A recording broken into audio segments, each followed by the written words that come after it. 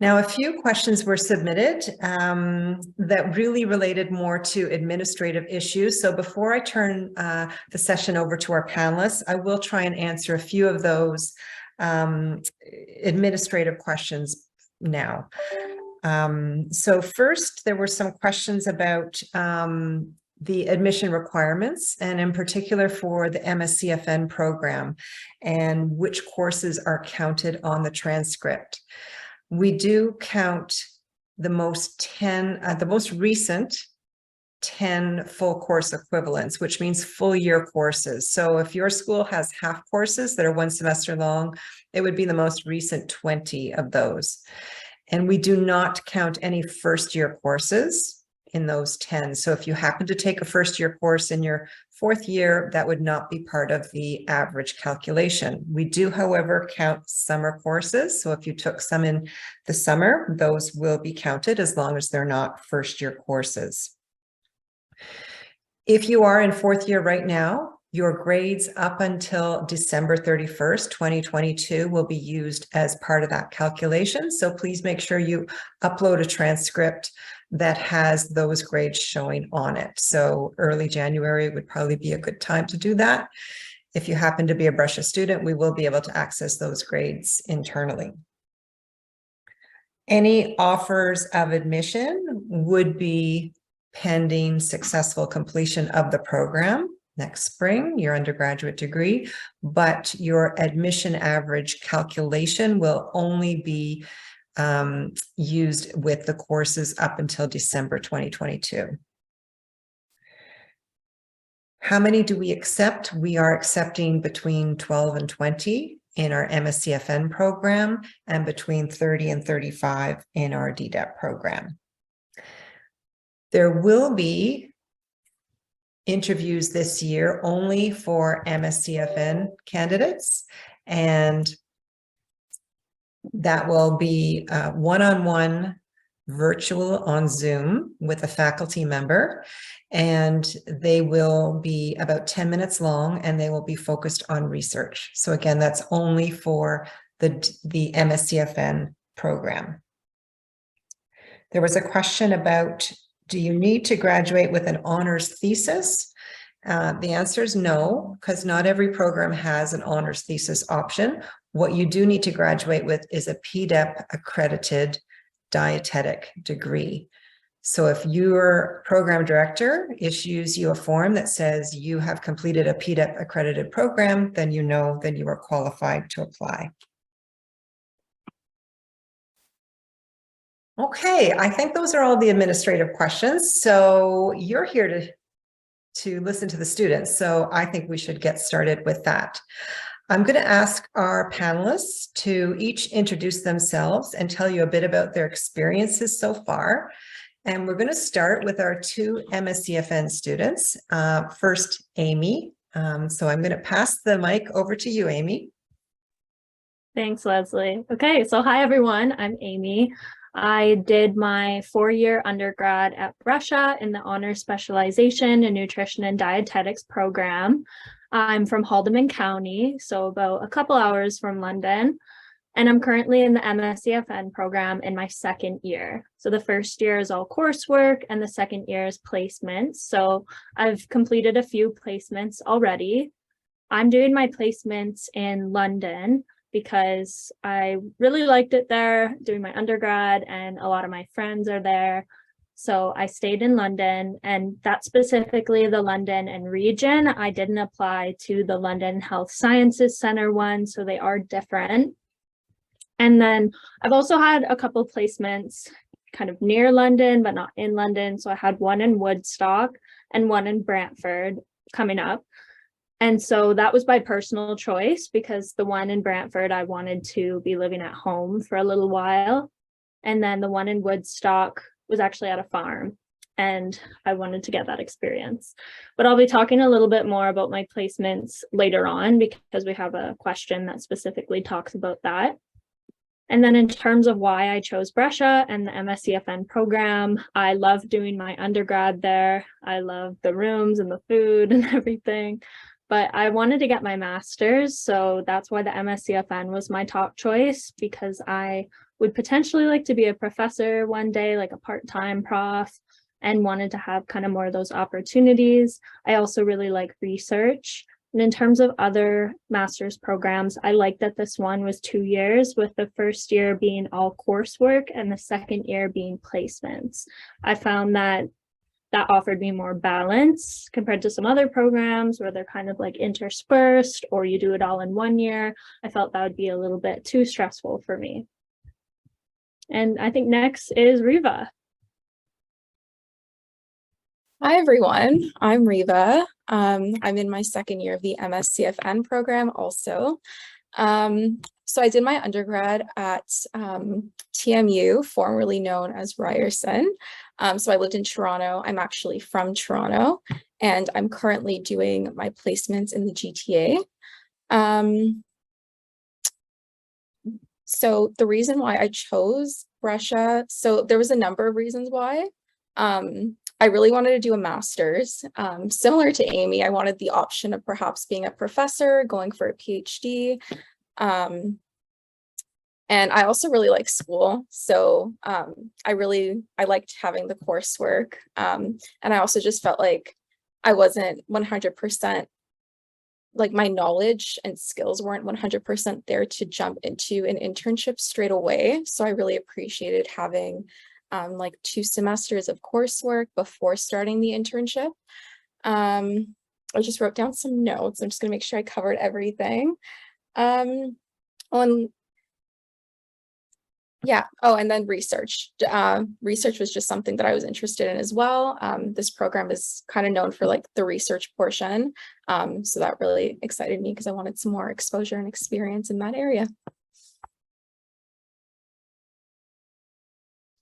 Thank you very much, Amy and Riva. And now we're going to hear from 4 of our diploma students. And first is Catherine.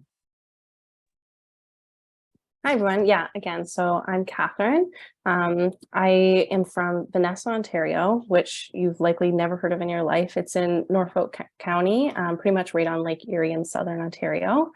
I did go to Brescia for my undergrad, graduating this past spring, actually. And yet again, I'm in the DDEPT program, and I'm located in Hamilton Health, Hamilton Health Sciences, in the Hamilton cohort there. I chose Brescia not only to just continue my learning there, but because they do have a variety of placements all over Ontario, and I really wanted a placement location that would be close to home, potentially close enough to where I could commute. So my top choices were Hamilton and London, and ultimately, again, I ended up in Hamilton. So yeah, that's basically just my intro. I really like the program so far. It's really surpassed all of my expectations, but we're going to talk about that a bit more after. And I think Faria is after me.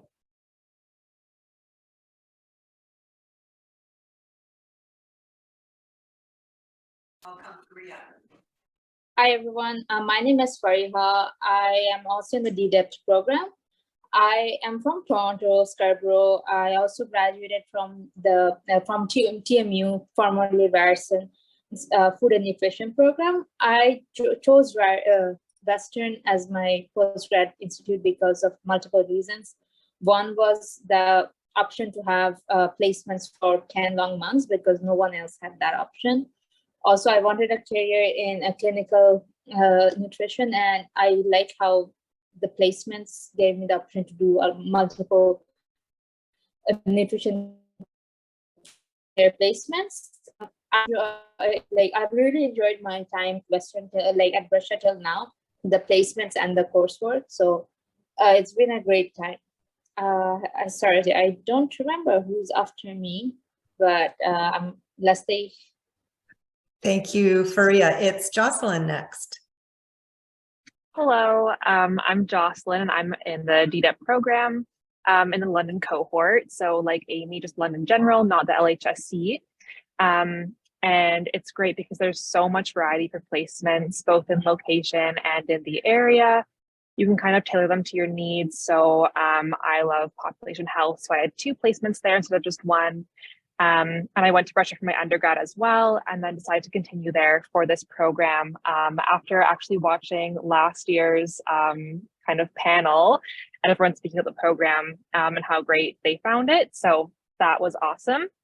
Yeah, I'm originally from Kelowna, BC, and then moved to Ontario for school. And my placement right now is actually back in Kelowna. So there is a ton of variety in placements. If you would like to be in a different province or area, talk to your coordinator and they will do their best to make that happen. So yeah, great program for the flexibility in different placement areas and locations as well. Thanks, Jocelyn. And last but not least, Samantha. Thanks, Leslie. Hi, everyone. I'm Samantha. I'm also in the DDEPT program alongside Faria, Catherine, and Jocelyn. I recently graduated from Brescia University College with an honor specialization in nutrition and dietetics this past April, and then jumped right into the DDEPT program. I'm originally from Brant County, so close to Catherine and Amy as well. And then I chose the Hamilton Health Sciences cohort. And really, I've been in Hamilton, but I've also been in like the Simcoe-Haldimand region, Brantford, and Niagara for some of my placements. So I've really had quite a different experience all around. I chose Brescia because it really did have a clinical focus for their DDEPT program, hence why I chose the Hamilton Health Science location as well. And with my career goals that I've been thinking about, that just seemed to align and was the right path for me. Great, thank you, everyone. And I'll just answer the first question in the chat before we move on, and that's, what is the difference between our 2 programs? So the first 2 people you heard speak were in our MScFN program, and that's a 20-month program that includes a fairly large research project with one of our faculty members, 2 semesters of coursework at Brescia. So you will be living in London and you will need to be on site. And you take 2 courses per semester, and there are some choices among those courses. And then in your second year, you complete a practicum. So it's goes from September, basically the full year round, and then a practicum that ends in April. So 20 months altogether. The diploma program, which is our larger program, is 1 year. And it involves virtual courses that are intensive. So you're going to complete them over about 4 weeks. You're going to complete 3 courses. And then you're going to go straight into your practicum, which is 40 weeks. And some of our students we never actually even see on campus. So you can be located all over the province. And when we gather together, it is virtually by Zoom. Okay, so that's the difference between our 2 programs. So we're going to move on to some general topic areas. And again, I do invite you to keep the questions coming, but we generally have had a few inquiries about the application process, what that was like, and especially the CASPER online assessment, because that is unique in Ontario to our program. So we have a few people that can comment on that, and we're going to start with Jocelyn. All right, thanks, Leslie.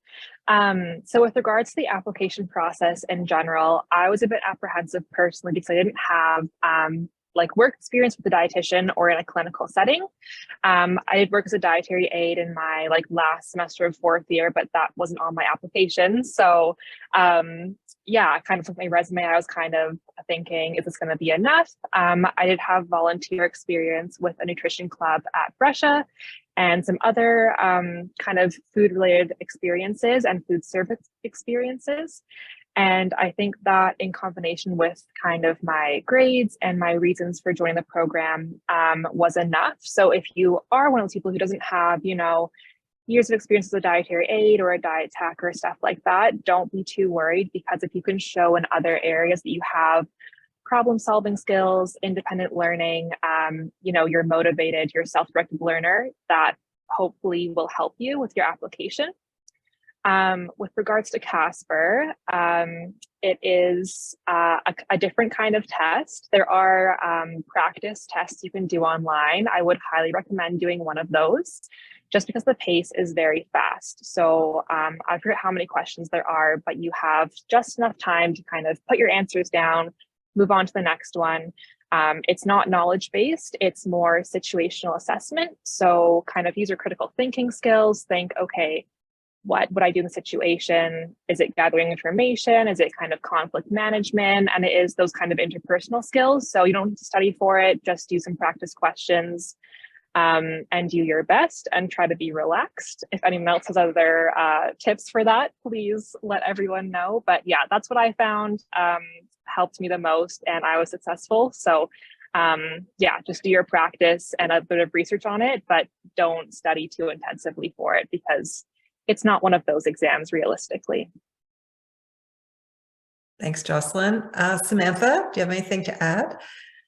Yeah, so I found that compared to other schools that I applied to, Brescia's program really focused on showcasing who you are as a person and highlighting those characteristics, because ultimately their program does want to see people that are going to be empathetic towards patients and clients, because you are seeing people who are in very vulnerable spaces at that time.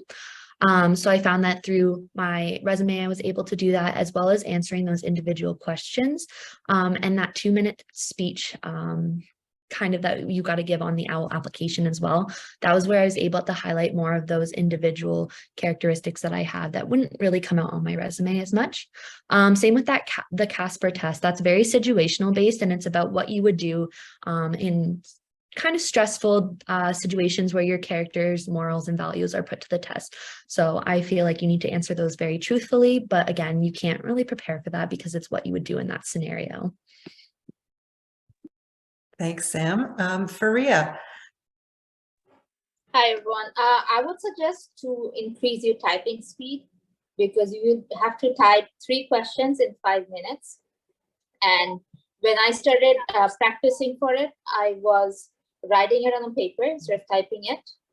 And in my test, I actually did not manage to finish 2 or 3 questions because my typing speed wasn't fast enough. Application wise, I like how, I don't know if it's the same style, but I like how Brescia's was broken into 3 parts. So you had to upload information, then do the questions, and there was another part. And I felt it, as Samantha and Justin had also mentioned, it wanted to see who you are as a person instead of asking you to write like an essay or a cover letter. So whatever experience you have, if you can connect and show how you have grown or what you have learned through those practices. Like I had to take a year off because of health reasons. So I had gone back home and volunteered at a diabetes clinic for a few days before I applied. So I put what I have learned and how I was able to put together my Canadian knowledge in a different setting. So I think those helped me when I was applying. So any experience that you can find any connection, put it on the application, it should help. Thanks, Faria. That's a good tip about the typing. I will add that this year there is a little bit more flexibility. You don't have to type all the question or the answers in Casper. You can audio record some of the answers. So that might help people with slower typing. And Catherine. Yeah, so I'm mostly just going to comment on the Casper as opposed to application process. But with the Casper, it's definitely something that is daunting because you have to answer these questions, and it feels like there's more prep pressure in the exam or the test. But really, like everybody else has said, it's really just looking at those soft skills that you have, the conflict management, interpersonal skills.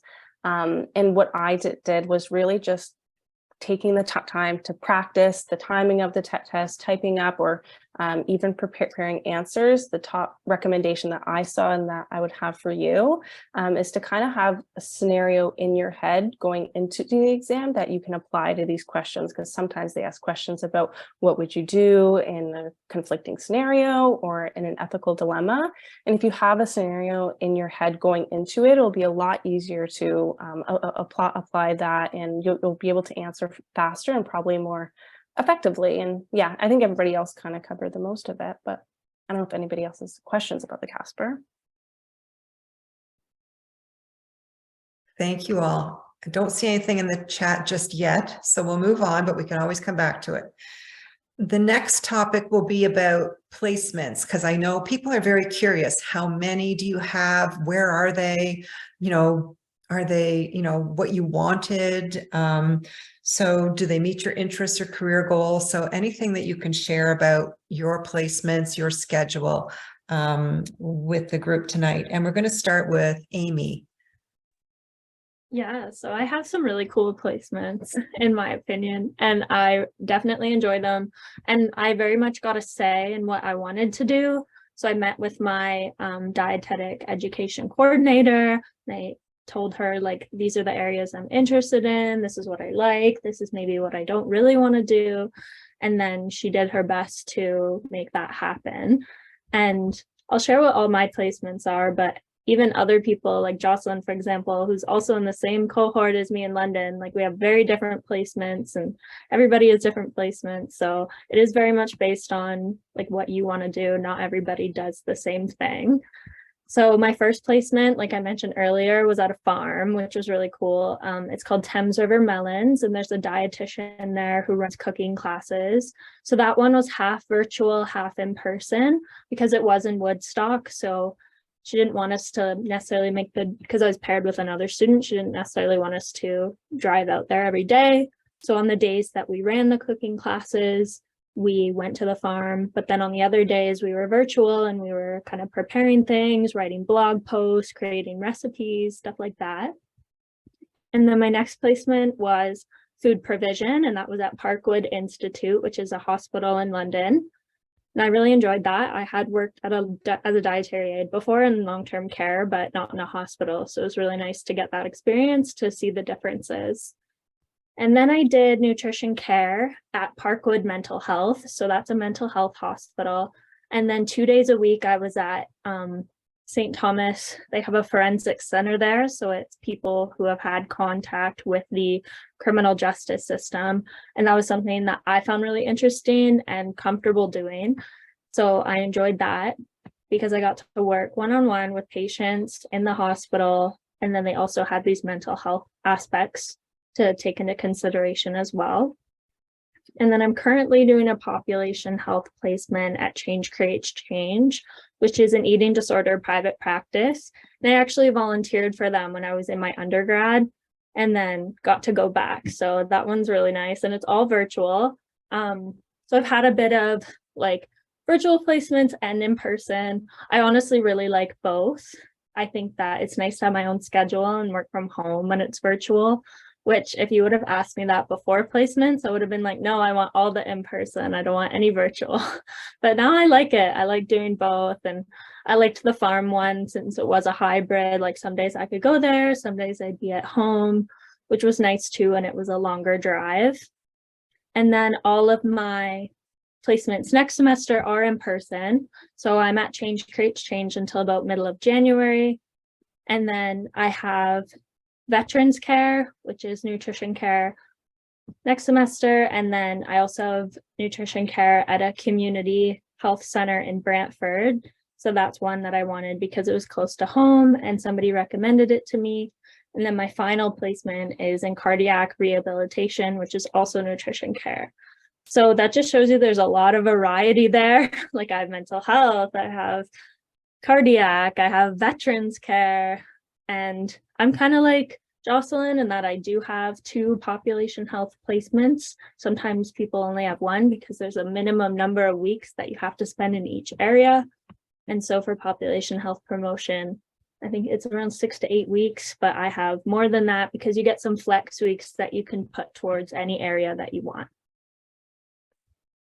Thank you, Amy. Okay, next we're going to hear from Catherine. Okay. Yeah, so again, I'm in the Hamilton Health Sciences cohort. And like Amy said, at the beginning, before you even start any of your placements, you meet with your coordinator, say what you like, what you don't like. You really have a say in the kind of placements that you want. And I've had quite a variety, some that make you uncomfortable, some that really stretch your boundaries. So far I've had my placements in population health, research, and then I've done 2 out of the 3 of my clinical placements currently in my last one. So for my population health one, I was actually working at all the different hospitals in Hamilton Health Sciences, doing nutrition education sessions to staff in all the different hospitals. So that was really a unique opportunity, get to interact with the staff and just experience traveling to all the different hospitals. It was a really great experience. And then for research, I was working at a cancer center, the Jabrinsky Cancer Center, if you've heard of it before, with my research coordinator kind of there. And I'll talk a little bit more about the research that I did there. But that was a great experience. It really allowed me to appreciate research, considering I was somebody that never liked research in the past. And then with nutrition care, I worked at a community hospital, I worked at a medical unit, and I'm currently in the ICU, which is crazy to me thinking about that. But you really get a really good variety, and you learn something new absolutely every single day. And like even like being in the ICU, that's something where I've never would have chosen, but my preceptor, that they really get to know you, and they're like, you can do it, really stretch your boundaries in that way. Next term, in the winter spring term, I'll be in Niagara Falls working in a diabetes clinic, and then for a medical family health team there. And so it's actually all in the same building, so I'll be there for about 8 weeks, more than that. 12, yeah, 8 weeks in total I'll be there. And then I have my food provision placement at the end. And with that, I really was someone who thought I'd want to be in the outpatient setting, but after being in those clinical placements, I really like the clinical aspect. So really be open to anything and everything as you enter these placements. Good advice. Thank you. Okay, Faria, tell us about your experiences. Hi, everyone. So I actually started my placements a little later than everyone because of some health issues. So I've done two. I've done one, and I'm doing my second one. So my first one was at a charity diabetes clinic. It's the only type 1 diabetes clinic in Ontario that's also charitable, and that was their first time accepting a Brescia student. So, but I had a great experience. I got to learn how to do carb counting. I got to modify some of the resources that they had, which they were giving out to patients. I got to actually take a patient, like the preceptors from week 2 would be asking me, they're like, oh, what do you think? Like when they're modifying the patient's like treatment plan or the nutrition plan, they're like, you have any suggestion and stuff? And that was a great placement. So since I'm from Toronto, when I started like looking for placements, we met, as everyone mentioned, with my education coordinator, and I requested placements to be in eastern part of Toronto. And I actually now have a placement that's in my building, which means I get to come home for lunch, and everyone at work makes fun of me. And I've already declared that I get to not complain about hours and weather. So this is like a long-term care, and I am doing everything and anything almost. Like I help the cooks when they need help. I have done stocks. I have participated in sanitation audit. I have already hosted an event, like a team event, where I decided the menu, designed it, invited people, coordinated with the restaurants. I'm also designing their Christmas menu, and they're doing like the year-end stock update. So I'm participating in that. Actually, I'm the one who's doing everything with that. I also have participated with like hiring of new staff. So it's a lot of work, but I'm enjoying that I get to learn so much in the placement, because they have given me, in the first week, I was very lost and I was like, not sure where I've landed. But since then, like since week 2, I've learned so much and have had the opportunity to suggest. Also, I've been creating infographics for their nutrition board. So creating recipe cards, creating infographics on different topics. I met with the dietitian and the food supervisor, and they told me to do anything I want with the board. So I have a huge board where I can put up any infographic. So yes, I can go on forever, but I will let other people speak. So thank you again. Thanks, Faria. We can't guarantee everyone will get a placement at their home, but it just looked out for you. Okay, Sam, do you want to share your experience with us? Yeah. So it's interesting how different everyone's placements can be. I'm actually in the same cohort as Catherine, but we've had quite a different journey so far. I actually spent the first 3 months with 3 other individuals in my cohort, and we worked together through our food service placements. And then we also had a combined research and populations placement. Our research and populations focused on malnutrition, and our role was to create a malnutrition awareness week for all of the nurses, OT, PTs, SLPs, physicians on staff at Hamilton Health Sciences. And then we kind of just walk them through how you would screen for malnutrition, how you would then enter this into their charting system as well, and then just answering any of their nutrition related questions that they had. So that was a really great experience, and it really built that collaboration and working with others, because you are interacting with so many different health professionals during your placements. I then moved into a diabetes rotation for my nutrition care.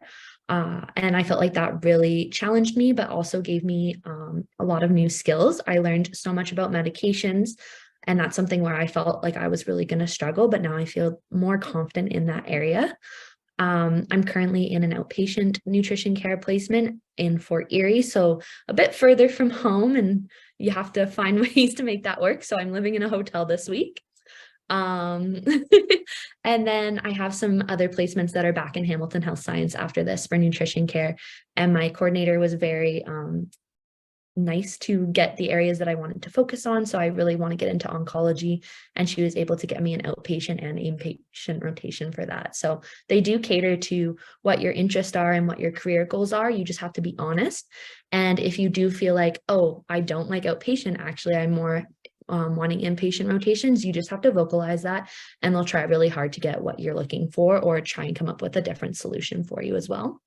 And then another piece of advice is just like take every learning opportunity that comes your way. And like, if you're kind of afraid to say yes to something, say yes, but I don't know exactly how I'm going to do, and ask for feedback always. I love that advice too. Thanks, Sam. Anyone else who hasn't had a chance to share yet? Anyone else want to share about placements before we move on? I can quickly say something. Thanks, So I'm in the GTA cohort as well, as Fariha. I've gotten quite a big variety of placements, I feel, in the nutrition care specifically. I haven't had my population health yet, but I've done my food service placement first, and then I did a placement at Humber River Hospital in diabetes. I did one at Baycrest Health Sciences in long-term care, and I'm now at South Lake Hospital for general medicine. So I'm really learning a lot in the clinical realm.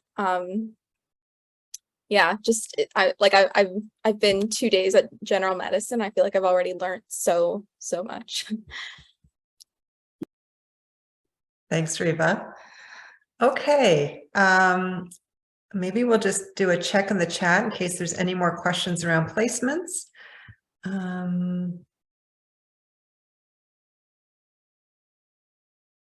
Okay, I'm currently in Manitoba. Welcome from Manitoba. It's always a possibility to discuss potential placements in your home province. We would need to connect with the practicum program there to make sure that there is capacity, because we wouldn't want to be stepping on toes. But we can always have that discussion. And usually there is a possibility when it comes to, say, food provision, or you know, maybe a population health. The ones that might be tricky to get are the nutrition care placements, because they are so limited everywhere that, you know, we don't want to take them away from the students in Manitoba, but we can certainly have that conversation. Okay. I think we'll move on now to talk about a feature of our programs that's a little bit different to some others, and that's research or the project. So I'm going to ask our 2 MScFN students to start that off, talking about what it's like to be an MScFN student working on a large project, and if you want to share about your project experience, and then we'll hear from a few diploma students about their projects as well. So Amy, do you want to get us started? Sounds good. Yeah, I'm glad that Reva and I can both speak to our MScFN projects because they're very different. So that seemed to be the theme. Everybody's projects are very different. So it's based on your interests. Some people's research projects are more clinical. Mine was not clinical. I was with Dr. June Matthews, and our research project related to agriculture. So that was an area I was interested in and really wanted. So I lucked out with that one. And we did qualitative research specifically. We examined course outlines from over 900 courses in Canada that relate to agriculture. And then we compared the science to social science courses. And then after we did all the research, I wrote up a manuscript that's hopefully going to get published in a peer-reviewed journal. So that's really exciting. And it was kind of an ongoing project too, which is another theme I've seen. Like some people don't necessarily do a project start to finish, but they kind of come in the middle of a project that another student had worked on the year before. And so we start working on our research projects right away when we start the program. Like I actually met end of August, like when I first started before my first year of the master's, to learn about my research project. And then I was working on it throughout the year with my coursework for my first year. And then you also get 8 research weeks, or 8 to 10. I had 8. So in May and June, all I did was my research project. That was like what I was spending every day on. So that was all virtual for me. And I just worked away on my project. I was doing some qualitative analysis and writing my manuscript during that time. And then I did have to do a little bit of work during my placements as well, specifically in July and August, because my first placement started beginning of July and I still had some things to finish up because I got my manuscript submitted to Dr. Matthews at the end of June, but then I had some edits to make. So I still was working on it a bit, but then I haven't been working on it as much recently because we're waiting to hear back from the paper that we submitted to, whether they accepted it or not. But overall, like I did most of the work during those research weeks and during the year, and not too much during placement. And Reva, you can talk about yours, which was a lot different. Yeah, thank you, Amy. So actually similar to Amy's, mine was also not clinical at all. However, it was super different, super unique. I was matched with Dr. O'Connor. If anyone's from Brescia, you probably know who she is. She's amazing.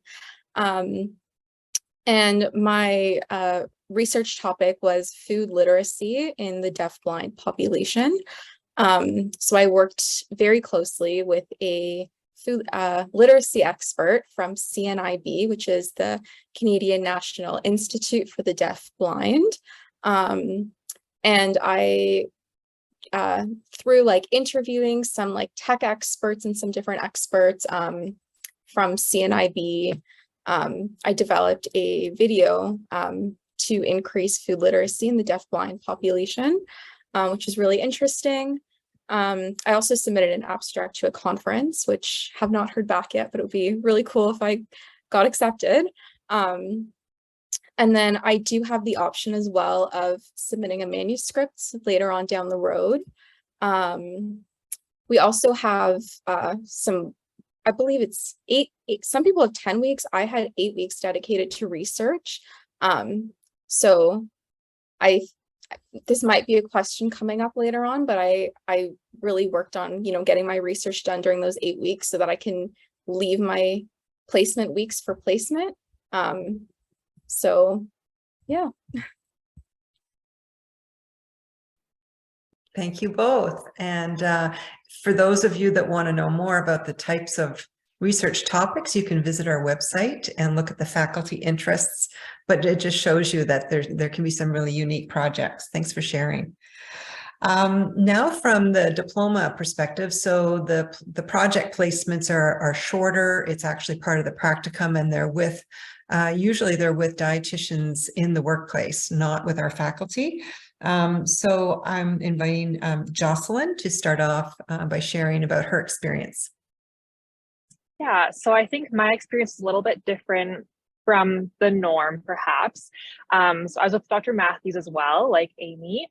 And I was with another DDEPT student, and we worked on a study that had been done by grad students in the previous 2 years. So they had designed the interview questions and done the ethics and all that and collected the data already. And so we were going through these 40 interviews and reanalyzing and kind of coding and making themes out of the data, the raw data, and then writing the manuscript. So we had 5 weeks to kind of get our teeth sunk into this data and kind of understand it, wrap our heads around it, and then research more about, it was agriculture and farmers and sustainability, so more about that in Canada, and then kind of make sense of it all and write this manuscript. And at the start, I think I was kind of, 5 weeks isn't that long, so I was, okay, not sure how much I'm going to get done, maybe like a rough draft of some sections. And by the end, we actually submitted it to a journal.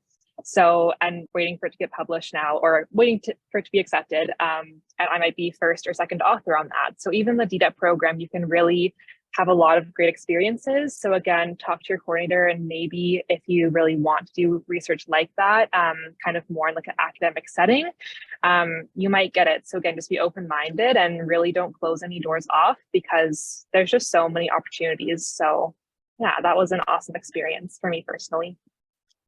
I forgot about that. Thank you for sharing. So some people will be matched with a faculty member in the DDEPT program as well, but 5 weeks of work, intensive work, and getting a manuscript, that's pretty incredible. Wow. Okay, Catherine, I'll invite you to share. Okay. Yeah, so like I said, I did my research project at the Jabrinski Cancer Center with a dietitian there. Her main job isn't research, but during her practice, she wanted to investigate something that she thought would be beneficial to her clientele. So basically what we looked at was patients with head and neck cancer. They often have difficulty or issues with their swallowing during their treatment.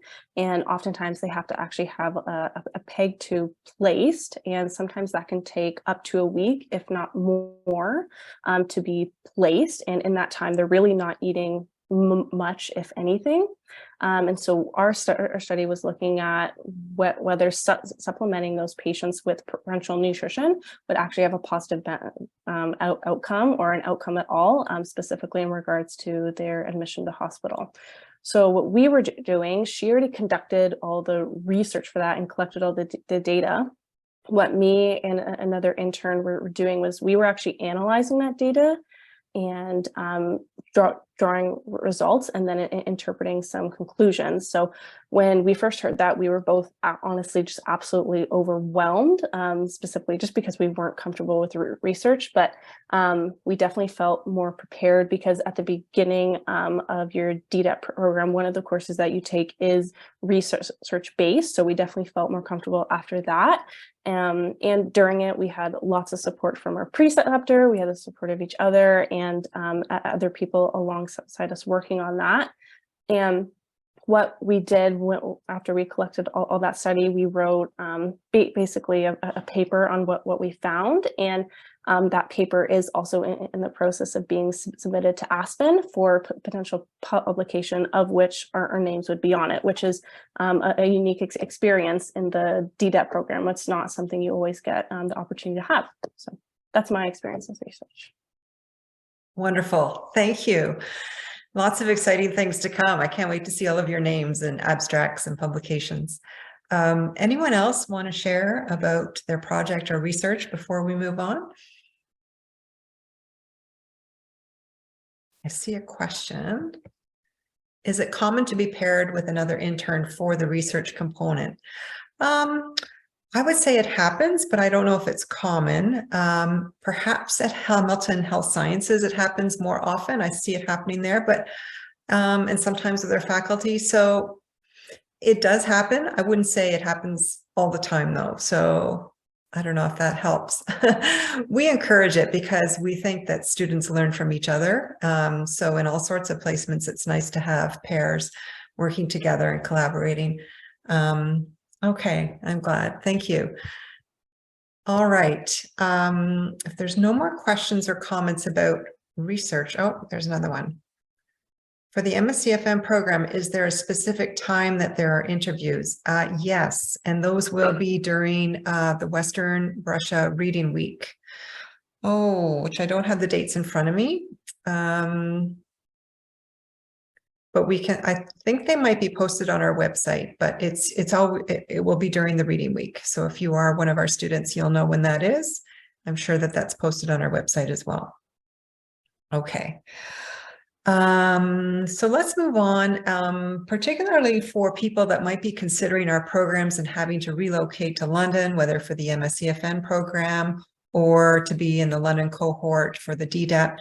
I just wanted to ask people to share about, living in London and what that transition was like. And I think we'll start with maybe Amy again. Sounds good. Yeah, so like I mentioned earlier, I'm originally from Haldimand County, and I live like pretty rural. So I live very much out in the country. That's what I'm used to. So I'm not really a city person. But with that being said, I lived in London for 4 years during my undergrad, and then now 2 years in the MScFN program.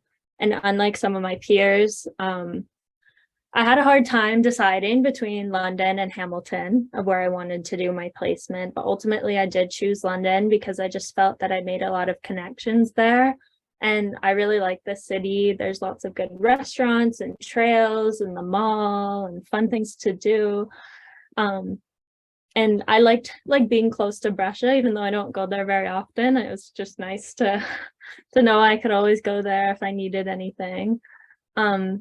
And I guess one thing, so about the MScFN program that maybe isn't clear. So we do have 2 courses, like Riva said in the chat, that we have to take. So it's 2 courses per semester. And for me, those were mostly in person. I did have 1 virtual one because the professor mostly didn't feel comfortable with COVID and going back into the classroom. And then things were kind of up in the air too with in January specifically with COVID. So for the most part, they were in person. And then Riva and I were also course assistants, which is another really cool aspect of the MScFN program. So we got to help with different courses. So I helped with clinical nutrition 2 and nutrition assessment at Brescia. So I helped to do some marking and stuff like that. And then Riva can maybe talk a little bit more about hers because she did more so food labs and that kind of thing. So that was another reason why you might want to be in London. I know some people who do live a bit further and have to commute to class, but it's just not as convenient for them. Okay, I guess I can go next. So for me, I come from a big city. I live in Midtown Toronto. So moving to London was a little bit different. One thing that really stood out to me, I remember, is just the beautiful nature, all the water, the greenery, the trees. I just loved it so much. The campus is stunning. Western and Brescia, both of them stunning. You literally feel like you're walking in on an Ivy League campus. It's beautiful. One thing that was something to get used to was the transit system. I guess Toronto has a more advanced system, and that was something interesting to get used to. And then of course, things are a little bit further away because it's not really a big city. So for example, I found myself using Instacart a lot for grocery shopping because the store was a little bit far and I didn't have a car. But overall, I really loved living in London. It was a great experience. Thank you both. Anyone else want to comment or any questions? I'll just open it up to the chat. Maybe we'll see if there's anything that we haven't answered yet. Oh, thank you for all answering questions in the chat as we go along. That's great.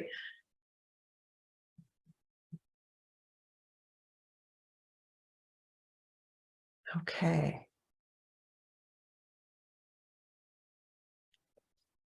Okay, how many placements on average do people get? And I would say most people get 6 to 8. I think, would you guys agree? Most of you have that variety. Yeah, and they typically are 4 to 8 weeks long. There are sometimes exceptions to that. Sometimes, there are organizations that take students for longer, but I would say most commonly they're 4 to 8 weeks long, and you'll get 6 to 8 placements in the year.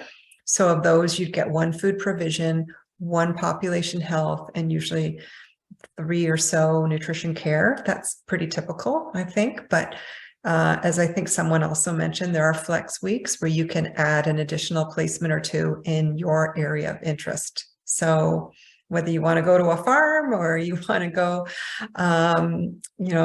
to British Columbia, or, you've heard some examples of unique interests tonight. And, we work with you because we know how important this is to your future career and making connections in the places where you want to work. So I hope that answers that. Any other questions? Okay, no, you no longer need a G2 license. Thank you for asking that.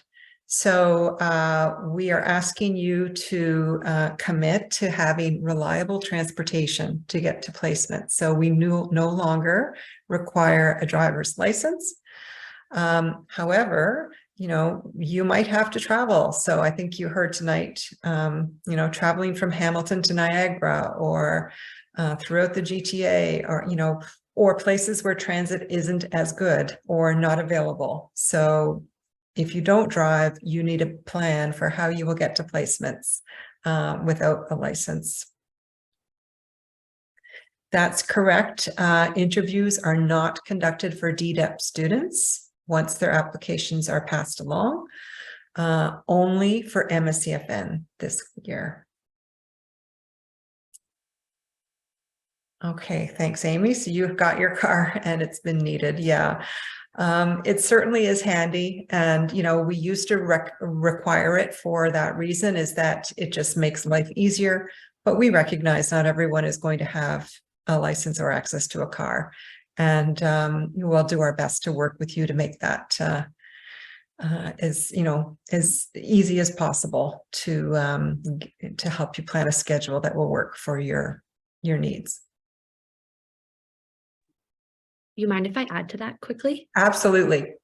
So another thing that I've noticed for some people that don't have a car in my placement is you kind of start with the same time your preceptor does. And at Hamilton, some of the preceptors get there for 7 a.m. So if the transit doesn't start, you got to be there and you got to have a reliable way of getting there. So definitely for me, a car was a must have. Even driving into Fort Erie, it's about an hour and 45 minutes for me to get here. So I have to leave at 6:30 in the morning to make sure I get here for 8 o'clock in the morning too. So just kind of be aware of that. And it can't be guaranteed that if you don't have like a car or transit that you will get placements close by. Because I know another girl ended up having to find a vehicle within her family to go to her next placement because that was a boundary for her at first. Thank you for sharing. Yeah. And things can change too, right? So sometimes placements do get canceled and all of a sudden you're having to go somewhere where it's a little farther away. So things like that can happen. We've learned to be flexible. Does anyone use Uber? I'm curious. Has that ever been an option, like even on a short-term basis? Yeah. Yeah, I've used Uber. I running into TTC problems, or I've used Uber on like really short notice a couple times. Yeah, I wonder. Yeah. Okay. I've also used Uber because my first placement was in Brooklyn, which is north of Whitby, and they don't have bus services in certain times of the day.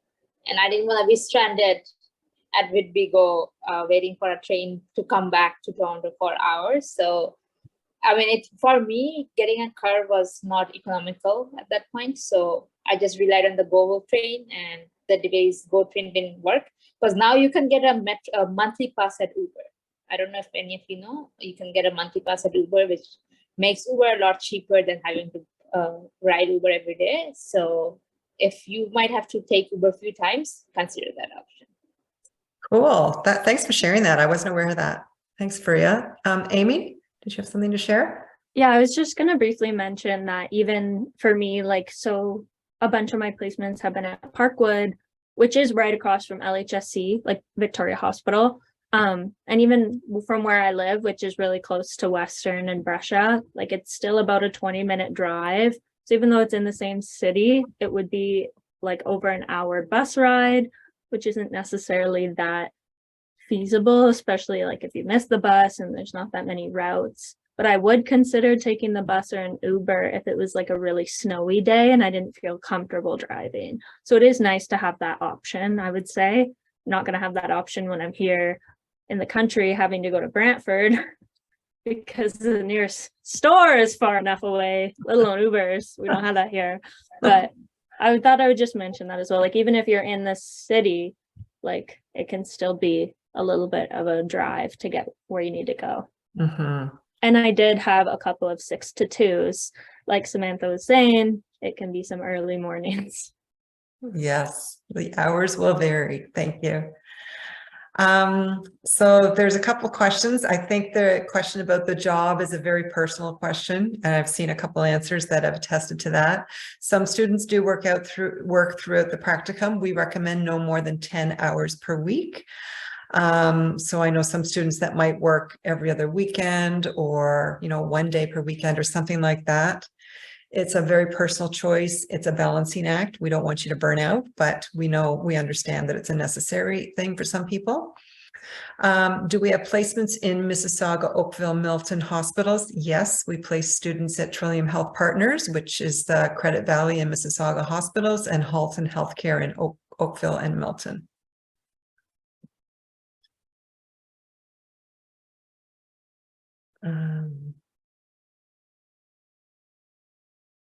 Okay, any other questions, or if I've missed one, please let me know.